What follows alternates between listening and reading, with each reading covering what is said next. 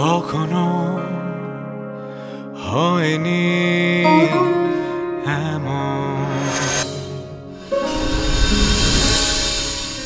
থেমেছে হঠাৎ এভাবে সব আয়োজন।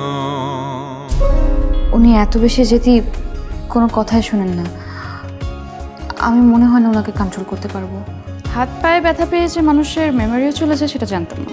সাজগোজ করলে তো সুন্দর লাগে, চিনতে পারছিলাম না। তো যে প্রফেশনে থাকলে এরকম মানুষের বাসা বাড়িতে এসে থাকা লাগে, সেই প্রফেশনে থাকার কোনো দরকার নেই। তুই চাকরি ছেড়ে দে না। কেউ ডুবে অসম্ভবে, কেউ সম্ভবে। আপনার হয়তো মনে হচ্ছে এটা ভালোবাসা, কিন্তু কয়েকটা দিন যাক, আপনি নিজেই আমাকে ভুলে যাবেন।